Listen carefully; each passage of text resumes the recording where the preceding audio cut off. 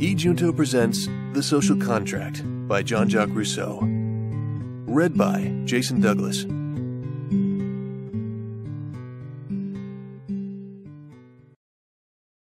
Book 1. I mean to inquire if, in the civil order, there can be any sure and legitimate rule of administration, men being taken as they are and laws as they might be. In this inquiry, I shall endeavour always to unite what right sanctions with what is prescribed by interest, in order that justice and utility may in no case be divided. I enter upon my task without proving the importance of the subject. I shall be asked if I am a prince or a legislator to write on politics. I answer that I am neither, and that is why I do so. If I were a prince or a legislator, I should not waste time in saying what wants doing. I should do it, or hold my peace. As I was born a citizen of a free state, and a member of the sovereign, I feel that however feeble the influence my voice can have on public affairs, the right of voting on them makes it my duty to study them. And I am happy, when I reflect upon governments, to find my inquiries always furnish me with new reasons for loving that of my own country. 1. Subject of the first book. Man is born free, and everywhere he is in chains. One thinks himself the master of others, and still remains a greater slave than they. How did this change come about? I do not know. What can make it legitimate? That question I think I can answer. If I took into account only force and the effects derived from it, I should say, as long as a people is compelled to obey and obeys, it does well. As soon as it can shake off the yoke and shakes it off, it does better still. For regaining its liberty by the same right as took it away, either it is justified in resuming it, or there was no justification for those who took it away. But the social order is a sacred right, which is the basis of all other rights. Nevertheless, this right does not come from nature, and must therefore be founded on conventions. Before coming to that, I have to prove what I have just asserted. 2. The first societies. The most ancient of all societies, and the only one that is natural, is the family. And even so, the children remain attached to the father only so long as they need him for their preservation. As soon as this need ceases, the natural bond is dissolved. The children, released from the obedience they owed to the father, and the father, released from the care he owed his children, return equally to independence. If they remain united, they continue so no longer naturally but voluntarily, and the family itself is then maintained only by convention. This common liberty results from the nature of man. His first law is to provide for his own preservation. His first cares are those which he owes to himself, and as soon as he reaches years of discretion, he is the sole judge of the proper means of preserving himself, and consequently becomes his own master. The family, then, may be called the first model of political societies. The ruler corresponds to the father, and the people to the children, and all, being born free and equal, alienate their liberty only for their own advantage. The whole difference is that in the family, the love of the father for his children repays him for the care he takes of them, while in the state, the pleasure of commanding takes the place of the love which the chief cannot have for the peoples under him. Grotius denies that all human power is established in favor of the governed, and quotes slavery as an example. His usual method of reasoning is constantly to establish right by fact. It would be possible to employ a more logical method, but none could be more favorable to tyrants. It is, then, according to Grotius, doubtful whether the human race belongs to 100 men, or that 100 men to the human race, and throughout his book he seems to incline to the former alternative, which is also the view of Hobbes. On this showing, the human species is divided into so many herds of cattle, each with its ruler who keeps guard over them for the purpose of devouring them. As a shepherd is of a nature superior to that of his flock, the shepherds of men, that is, their rulers, are of a nature superior to that of the peoples under them. Thus, Philo tells us, the Emperor Caligula reasoned, concluding equally well either that kings were gods or that men were beasts. The reasoning of Caligula agrees with that of Hobbes and Grotius. Aristotle, before any of them, had said that men are by no means equal naturally, but that some are born for slavery and others for dominion. Aristotle was right, but he took the effect for the cause. Nothing can be more certain than that every man born in slavery is born for slavery. Slaves lose everything in their chains, even the desire of escaping from them. They love their servitude, as the comrades of Ulysses loved their brutish condition. If, then, there are slaves by nature, it is because there have been slaves against nature. Force made the first slaves, and their cowardice perpetuated the condition. I have said nothing of King Adam or Emperor Noah, father of the 3 great monarchs who shared out the universe, like the children of Saturn, whom some scholars have recognized in them. I trust to getting due thanks for my moderation, for being a direct descendant of one of these princes, perhaps of the eldest branch. How do I know that a verification of titles might not leave me the legitimate king of the human race? In any case, there can be no doubt that Adam was sovereign of the world, as Robinson Crusoe was of his island, as long as he was its only inhabitant. And this empire had the advantage that the monarch, safe on his throne, had no rebellions, wars, or conspirators to fear. 3. The right of the strongest. The strongest is never strong enough to always be the master, unless he transforms strength into right and obedience into duty. Hence the right of the strongest, which, though to all seeming meant ironically, is really laid down as a fundamental principle. But are we never to have an explanation of this phrase? Force is a physical power, and I fail to see what moral effect it can have. To yield to force is an act of necessity, not of will. At the most, an act of prudence. In what sense can it be a duty? Suppose for a moment that this so-called right exists. I maintain that the sole result is a mass of inexplicable nonsense, for if force creates right, the effect changes with the cause. Every force that is greater than the first succeeds to its right. As soon as it is possible to disobey with impunity, disobedience is legitimate, and the strongest, being always in the right, the only thing that matters is to act so as to become the strongest. But what kind of right is that which perishes when force fails? If we must obey perforce, there is no need to obey because we ought, and if we are not forced to obey, we are under no obligation to do so. Clearly, the word right adds nothing to force. In this connection, it means absolutely nothing. Obey the powers that be. If this means yield to force, it is a good precept, but superfluous. I can answer for its never being violated. All power comes from God, I admit, but so does all sickness. Does that mean that we are forbidden to call in the doctor? A brigand surprises me at the edge of a wood. Must I not merely surrender my purse on compulsion? But even if I could withhold it, am I in conscience bound to give it up? For certainly the pistol he holds is also a power. Let us admit that force does not create right, and that we are obligated to obey only legitimate powers. In that case, my original question recurs. 4. Slavery.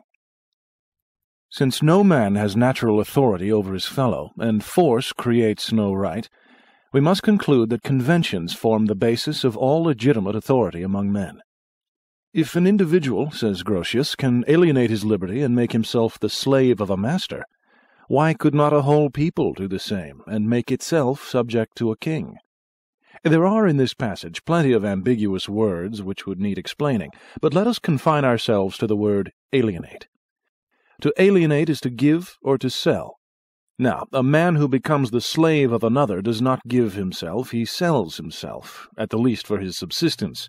But for what does a people sell itself? A king is so far from furnishing his subjects with their subsistence that he gets his own only from them, and according to Rabelais, kings do not live on nothing. Do subjects, then, give their persons on condition that the king takes their goods also? I fail to see what they have left to preserve. It will be said that the despot assures his subjects civil tranquillity. Granted, but what do they gain if the wars his ambition brings down upon them, his insatiable avidity, and the vexatious conduct of his ministers press harder on them than their own dissensions would have done? What do they gain if the very tranquillity they enjoy is one of their miseries? Tranquillity is found also in dungeons, but is that enough to make them desirable places to live in? The Greeks imprisoned in the cave of the Cyclops lived there very tranquilly, while they were awaiting their turn to be devoured. To say that a man gives himself gratuitously is to say what is absurd and inconceivable. Such an act is null and illegitimate, from the mere fact that he who does it is out of his mind. To say the same of a whole people is to suppose a people of madmen, and madness creates no right. Even if each man could alienate himself, he could not alienate his children. They are born men and free. Their liberty belongs to them, and no one but they has the right to dispose of it. Before they come to years of discretion, the father can, in their name, lay down conditions for their preservation and well-being, but he cannot give them irrevocably and without conditions. Such a gift is contrary to the ends of nature, and exceeds the rights of paternity. It would therefore be necessary, in order to legitimize an arbitrary government, that in every generation the people should be in a position to accept or reject it. But were this so, the government would be no longer arbitrary. To renounce liberty is to renounce being a man, to surrender the rights of humanity, and even its duties. For him who renounces everything, no indemnity is possible. Such a renunciation is incompatible with man's nature. To remove all liberty from his will is to remove all morality from his acts. Finally, it is an empty and contradictory convention that sets up, on the one side, absolute authority, and on the other, unlimited obedience. Is it not clear that we can be under no obligation to a person from whom we have the right to exact everything? Does not this condition alone, in the absence of equivalence or exchange, in itself involve the nullity of the act? For what right can my slave have against me, when all that he has belongs to me? And his right being mine, this right of mine against myself is a phrase devoid of meaning. Grotius and the rest find in war another origin for the so-called right of slavery. The victor having, as they hold, the right of killing the vanquished, the latter can buy back his life at the price of his liberty. And this convention is the more legitimate because it is to the advantage of both parties. But it is clear that this supposed right to kill the conquered is by no means deducible from the state of war. Men, from the mere fact that while they are living in their primitive independence, they have no mutual relations stable enough to constitute either the state of peace or the state of war, cannot be naturally enemies. War is constituted by a relation between things, and not between persons. And as the state of war cannot arise out of simple personal relations, but only out of real relations, private war, or war of man with man, can exist neither in the state of nature, where there is no constant property, nor in the social state, where everything is under the authority of laws. Individual combats, duels, and encounters are acts which cannot constitute a state, while the private wars authorized by the establishments of Louis IX, King of France, and suspended by the peace of God, are abuses of feudalism, in itself an absurd system if ever there was one, and contrary to the principles of natural right and to all good polity. War, then, is a relation, not between man and man, but between state and state, and individuals are enemies only accidentally, not as men nor even as citizens, but as soldiers, not as members of their country, but as its defenders. Finally, each state can have for enemies only other states, and not men, for between things disparate in nature there can be no real relation. Furthermore, this principle is in conformity with the established rules of all times and the constant practice of all civilized peoples. Declarations of war are intimations less to powers than to their subjects. The foreigner, whether king, individual, or people, who robs, kills, or detains the subjects, without declaring war on the prince, is not an enemy, but a brigand. Even in real war, a just prince, while laying hands, in the enemy's country, on all that belongs to the public, respects the lives and goods of individuals. He respects rights on which his own are founded, the object of the war being the destruction of the hostile state. The other side has a right to kill its defenders while they are bearing arms, but as soon as they lay them down and surrender, they cease to be enemies or instruments of the enemy, and become once more merely men, whose life no one has any right to take. Sometimes it is possible to kill the state without killing a single one of its members, and war gives no right which is not necessary to the gaining of its object. These principles are not those of Grotius. They are not based on the authority of poets, but derived from the nature of reality, and based on reason. The right of conquest has no foundation other than the right of the strongest. If war does not give the conqueror the right to massacre the conquered peoples, the right to enslave them cannot be based upon a right which does not exist. No one has a right to kill an enemy except when he cannot make him a slave, and the right to enslave him cannot therefore be derived from the right to kill him. It is accordingly an unfair exchange to make him buy, at the price of his liberty, his life, over which the victor holds no right. Is it not clear that there is a vicious circle in founding the right of life and death on the right of slavery, and the right of slavery on the right of life and death? Even if we assume this terrible right to kill everybody, I maintain that a slave made in war or a conquered people is under no obligation to a master, except to obey him as far as he is compelled to do so. By taking an equivalent for his life, the victor has not done him a favor. Instead of killing him without profit, he has killed him usefully. So far, then, is he from acquiring over him any authority in addition to that of force, that the state of war continues to subsist between them. Their mutual relation is the effect of it, and the usage of the right of war does not imply a treaty of peace. A convention has indeed been made, but this convention, so far from destroying the state of war, presupposes its continuance. So, from whatever aspect we regard the question, the right of slavery is null and void, not only as being illegitimate, but also because it is absurd and meaningless. The words slave and right contradict each other and are mutually exclusive. It will always be equally foolish for a man to say to a man or to a people, "I make with you a convention wholly at your expense and wholly to my advantage. I shall keep it as long as I like, and you will keep it as long as I like."